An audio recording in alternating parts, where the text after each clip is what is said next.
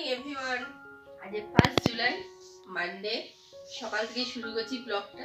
8:30 মতন বাজে, কিন্তু এখানে এত বৃষ্টি কদিন ধরে যে ঘরে হিটার জ্বালিয়ে রাখতে হলো। দেখুন ছেলে কাশছে রীতিমতো, এত ঠান্ডা পড়ে গেছে, হিটার জ্বলছে। চা নিয়ে বসেছি। দেখুন চা নিয়ে বসে, পূজান এখনো ঘুম থেকে ওঠেনি। কিভাবে যে স্কুলে বাইরেটা একবার দেখো, কিভাবে যে স্কুলে পাঠাবো কে জানে। দেখুন বাইরের অবস্থা, এত ড্যাম্প হয়ে গেছে, ঘরে হিটার জ্বালাতে হচ্ছে। দেখো বাইরেটা,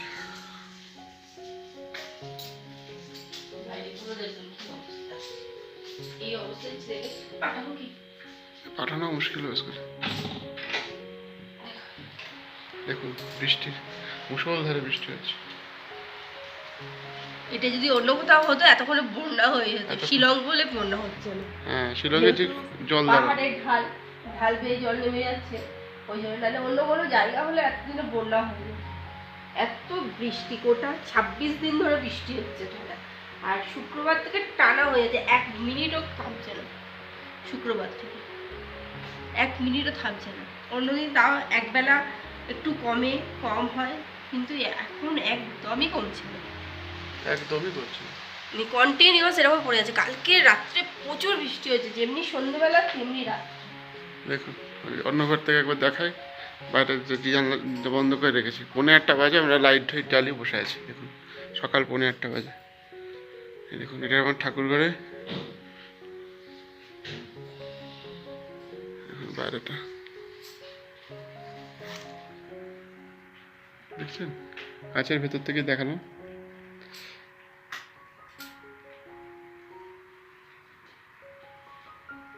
জল নিয়ে আসছে এখানে, একটা সামনে এভাবে মানুষ জল নিয়ে আসছে, দেখছেন। এখানে জলের এত সমস্যা রয়েছে। কি জানো কোন জায়গাটার নাম, শিবধারা বলে একটা ঝর্ণা আছে। ওই ঝর্ণা থেকে মানুষ জল নিয়ে আসে প্রতিদিন।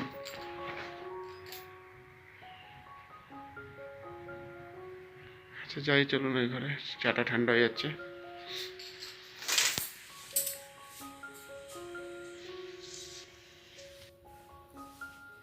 আবার চলে এলাম। সকালে ছেলেকে তুলে খাইয়ে, ব্রেকফাস্ট খাইয়ে দাদা অফিস চলে গেল, পুজো টুজো দিয়ে অফিস গেল। ব্রেকফাস্ট করে দিলাম, করে দিয়ে এখন আবার একটু রান্নায় এসেছি।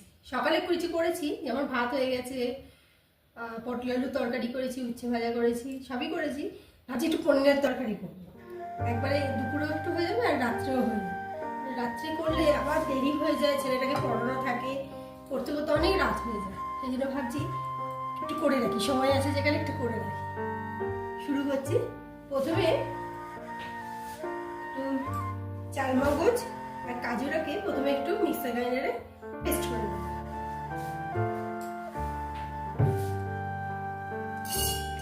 এটা পোস্তও দেওয়া যায়, কিন্তু পোস্তটা আমার শেষ হয়ে গেছে, সেই জন্য পোস্তটা দিতে পারছি না। চালমগজ আর একটু কাজু দিয়ে পেস্ট করে, শুকনো পেস্ট করে নেবো আগে। হ্যাঁ বাবা, এই যে পেস্ট হয়ে গেছে। আর এর মধ্যে দেবো 2টো কাঁচা লঙ্কা, একটু একটা টমেটো, বড় সাইজের একটা টমেটো, আর দেবো একটু আদা।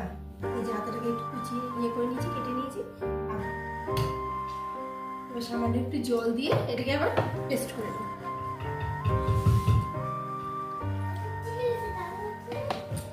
রাখো রাখো রাখো রাখো, ওটা রাখো, ওটা ফোড়ন দেবো বাবা।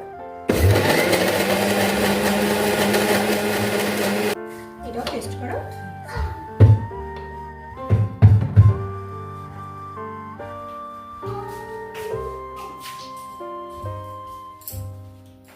প্রথমে পনিরটাকে সামান্য একটু ভেজে নেব।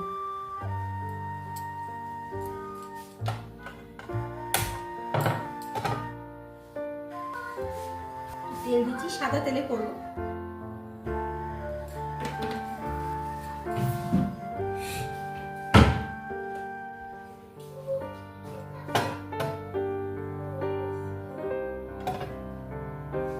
তেলটা গরম হতে হতে সামান্য একটু নুন দিয়ে দেবো, তাহলে পনিরটা ভাজার সময় লেগে যাবে না কড়াইয়ে।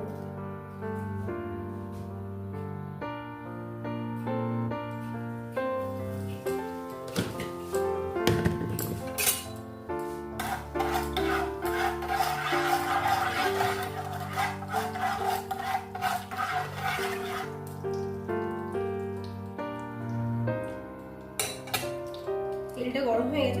পনিরগুলো বড় বড় হলে ভালো হয়, কিন্তু আমার এদিকে পনিরগুলো এনেছে ছোট ছোট টুকরো করা, কাটাই ছিল একদম। এগুলো একটু বড় বড় টুকরো হলে বেশি ভালো হয়, কাটাগুলো ছোট ছোট।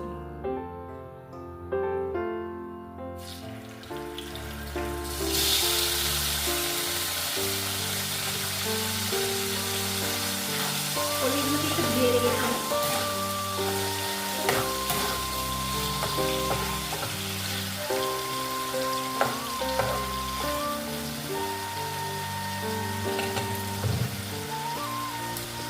এখানে সামান্য একটু গরম জল বসাবো,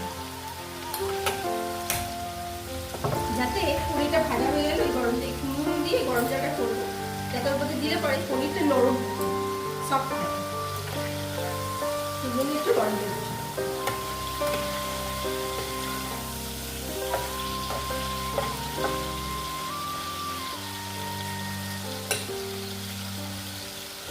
এখানে ফোড়নে দেবো লবঙ্গ, গোলমরিচ, একটু সাদা জিরা, একটা বড় এলাচ, দারচিনি, আচ্ছা দুটো ছোট এলাচ, আর অরেঞ্জ আর ব্রাউন হয় করো, তুমি করো, অরেঞ্জ আর ব্রাউন করো। ও কালার করছে বসে, সেটা জিজ্ঞেস করতে লাফালাফ পাহাড় কি রঙের হয়।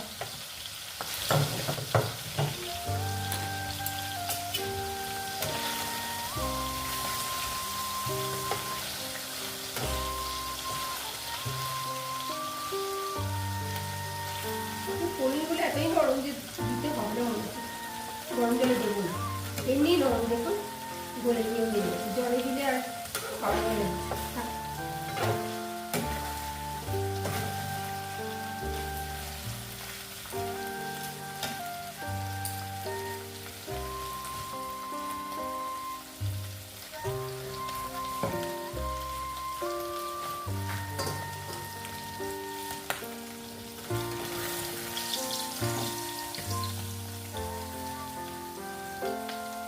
তেলটা ঝরিয়ে নিয়ে তুলছি, তেলটার মধ্যে রয়েছে তো অনেকটা, তেলটা ঝরিয়ে নিয়ে তুলছি।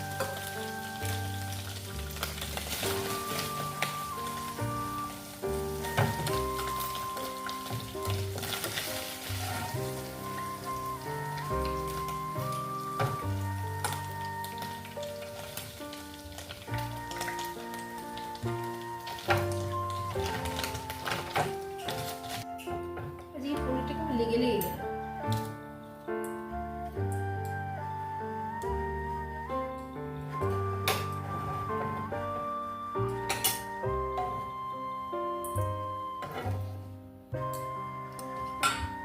এর মধ্যে দেবো ফোড়নটা,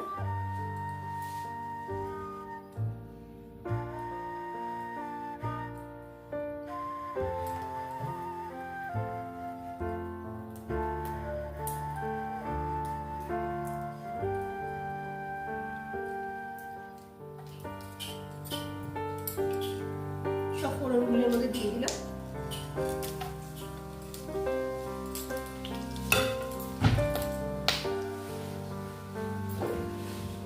আর দেবো একটা তেজপাতা, তেজপাতা ছিঁড়ে দিলাম।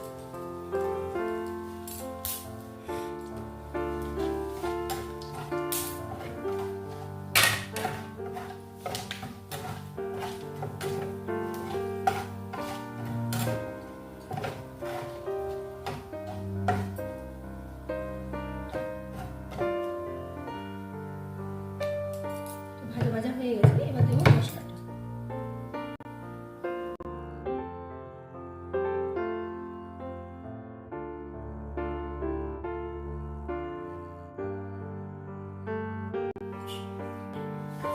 মশলাটাকে ভালো করে কষাতে হবে।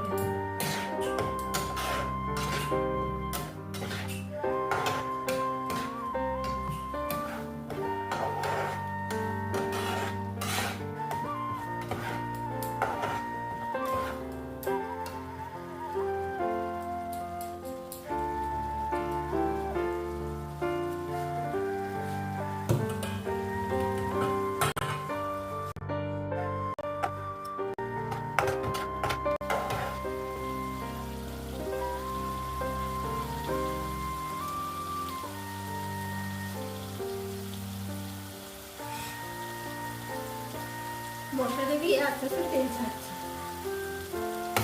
আরো কষাতে হবে, আরো শুকনো শুকনো মতন করতে হবে।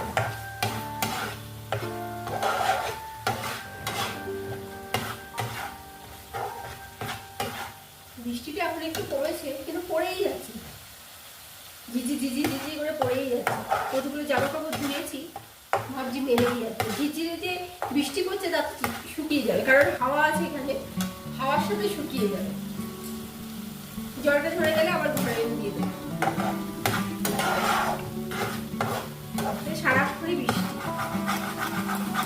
ভাবছি এখন একটু মেলে দিয়ে আসবো। কেচে রেখেছি,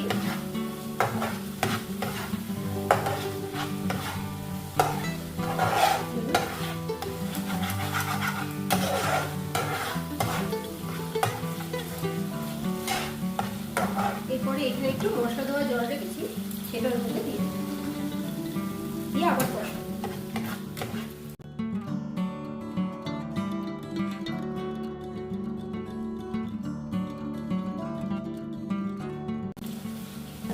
সামান্য একটু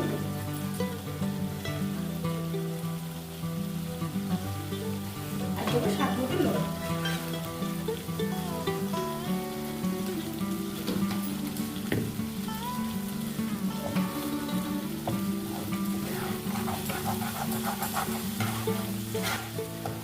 জল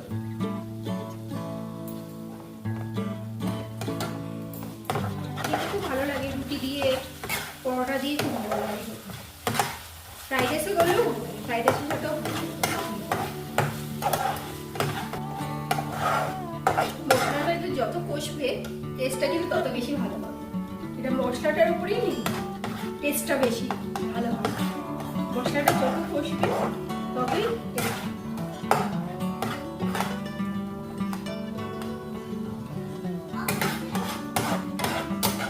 কি করছো বাবা?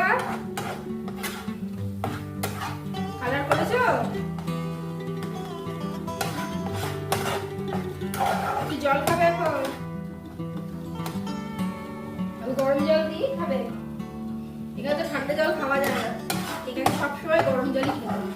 বাচ্চাদের তো বিশেষ করে, আমরা তবুও যদি একটু খাই, কিন্তু বাচ্চাদের একদমই দেওয়া যায় না। আমার ছেলেকে তো দেওয়াই যায়, ঠান্ডা জল খেলেই সমস্যা গরম জল খায়। আমার এখানে ঠান্ডা জল খেয়ে কি কানে ব্যথা শুরু হয়ে গেছিল, কেমন ঠান্ডা জল, ঠান্ডা জল খেতে পারি না, সব সময় গরম জল খেতে হয়, ঠান্ডাটা কাটিয়ে নিয়ে খেতে হয়। এখানে তো সবসময় ফ্রিজের মতো জল, কলকাতায় গরম পড়লে ফ্রিজের জল খাই, আর এখানে সবসময় ফ্রিজের জল বোতল।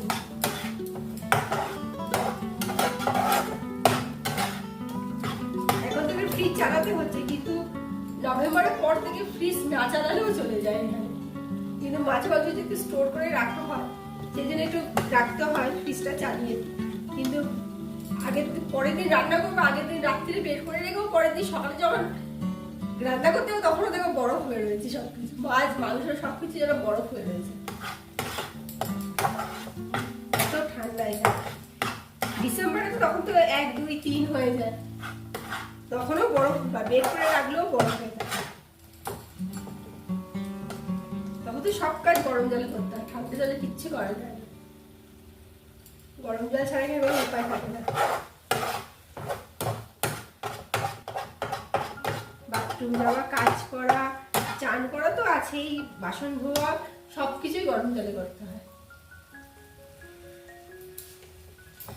শীতকালে এখানে বেশিরভাগ মানুষ, এখানে সবই তো ডিফেন্সে চাকরি করে সবাই, এখানে শীতকালে প্রায় থাকেই না লোক বলতে গেলে। সব স্কুল ছুটি পড়ে, সেই সময় সব ছুটি নিয়ে সব বাড়ি চলে যায়। দেখুন মশলাটা দিয়ে তেল ছেড়ে গেছে আর শুকনো শুকনো হয়ে গেছে। এরপরে এখানে পনিরটা দিয়ে দেবো।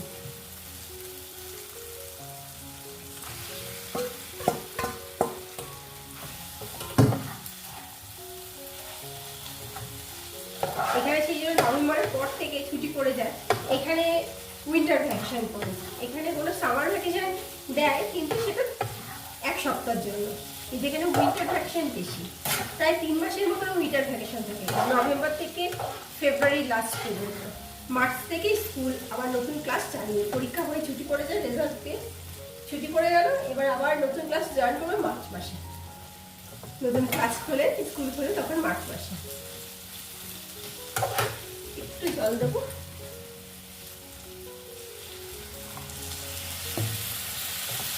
দুদিন এখানে কেউ থাকে না, সেই সময় পুরো ফাঁকা। আমরা ছিলাম বলে সবাই বলছে তোমরা কি করে ছিলে, কলকাতার মানুষ হয়ে এখানে, আমরা এখানকার মানুষ হয়ে থাকতে পারি না, তোমরা কি করে ছিলে। ওর অফিসের ছুটি নেই, আবার যাবো আবার আসবো, সেই জন্য আর আমরা এখানেই ছিলাম। আমরা পুজোর সময় গেছিলাম, এবছর পুজোর সময় গেছিলাম, কলকাতায় গেছিলাম। পুজোর সময় থেকে লক্ষ্মী পুজোর পরের দিন আমরা চলে গেছিলাম। তখন আমার শাশুড়ি মাকে নিয়ে এসেছিলাম এখানে।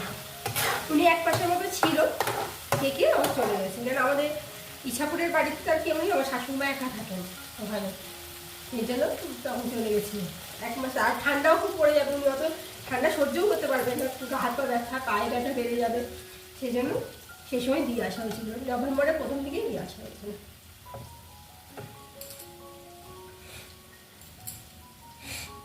দেখুন এটা হয়ে গেছে। এটার মধ্যে এবার দেবো সামান্য একটু দুধ। এটার মধ্যে দেবো সামান্য একটু দুধ। দুধটা দিলে এটার মধ্যে টেস্টটা বেশি হবে, এই জন্য এর মধ্যে একটু দুধ দিচ্ছি।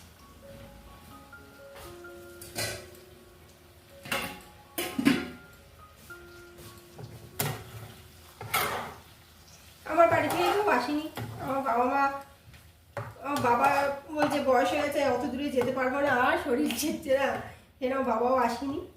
আর মায়ের আসার কথা ছিল, কিন্তু আমার ঠাকুমা মারা গিয়েছে, সেই জন্য আর আসতে চাইছে না, বলছে না কালা ওষুধ নিয়ে আর আসবো না। নাহলে বলেছিলাম আসার জন্য, ও টিকিটও কেটে দিয়েছিল, কিন্তু আসবে না। দেখা যাক কবে আসে।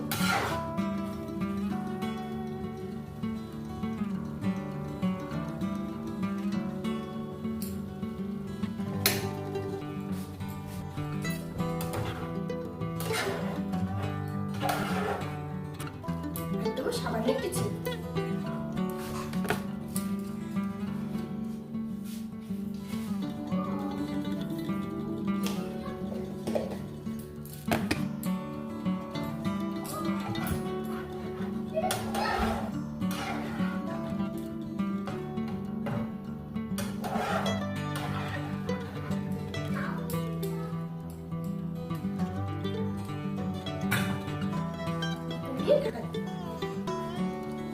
দেখুন রেডি হয়ে গেছে।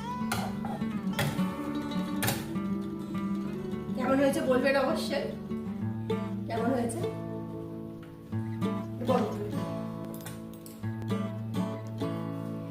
দেখি আমার ছেলেটা কি করছে। যা কালা কই গেল, শুয়ে পড়ে গেল কেন? ঘুনু পেয়ে গেছে, কে যে ছুঁই পেয়ে গেছে, সে আবার কি কালে দুষ্টু দুষ্টু। ভালো ভালো স্কুল যেতে পারছে না তো, ওই জন্য ভালো লাগছে না, ঘরের মধ্যে একা একা, ওই জন্য ভালো লাগছে না। স্কুলে গেলে বন্ধুদের সাথে দৌ ঝাঁপ লাফা লাফি এইসব করতে হবে। এক জায়গায় বসেই না, ম্যাম সবসময় কমপ্লেন করে পূর্বাংশু নট সিট। ফ্রেন্ডও করে নট সিট নো।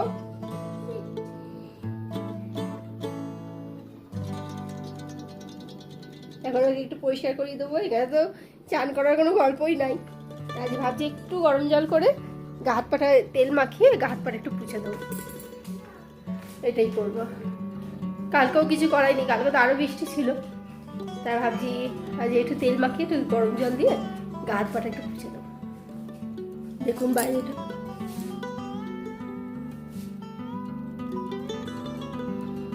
ঘোলা হয়েছে। হ্যাঁ বাবা, কি এসেছিল? ও আচ্ছা, পড়ে যাও ঘরে না তো, পড়ে যাবো, তুমিও পড়ে যাবে আমিও পড়ে যাবো, তুমিও পড়ে যাবে আমিও পড়ে যাবো।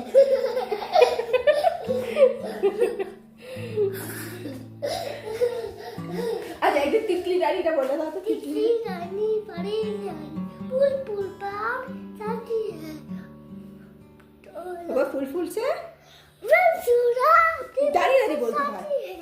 তারপরে अपनी परसा जाती है, अपने वर्षा जाती है তারপরে जब उसको सब उसको पकड़ने जाओ झट से जैसे उड़ू जाती है ए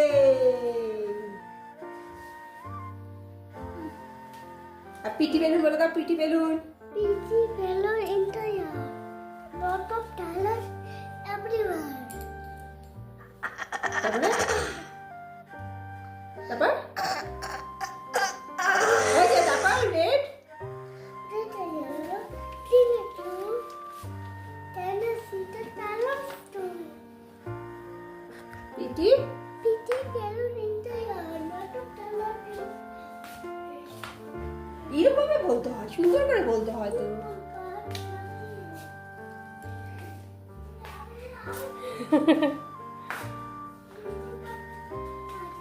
কি হয়েছে? আচ্ছা একটা গান শুনিয়ে দাও তো, একটা গান শুনিয়ে দাও। আচ্ছা ওইটা করো, জনগণটা করো, ভালো করে সুন্দর করে দাঁড়িয়ে করবে।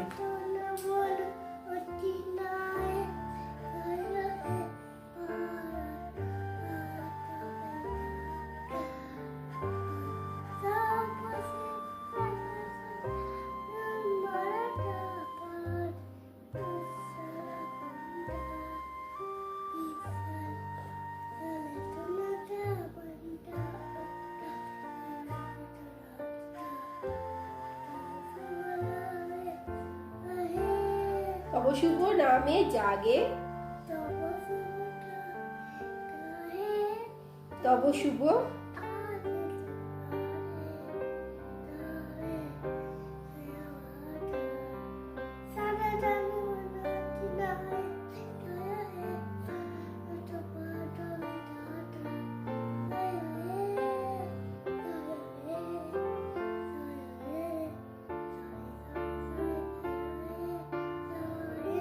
জয় হিন্দ। তারপর কেমন করো, তারপর কেমন করো, তারপর কেমন করো? Left, right, left, left, right, left, left, right, left, left, left, right, left. সুন্দর আছে, সুন্দর আছে, গুড বয়, গুড বয়। ওদের স্কুলে এটা করায়, করিয়ে রেপেট করে ক্লাসে নিয়ে যায়। আর এমনি কিরম করে? আর আর কি কি হয়েছে পিঠে, কি হয়েছে পিঠের মধ্যে কি হয়েছে? আচ্ছা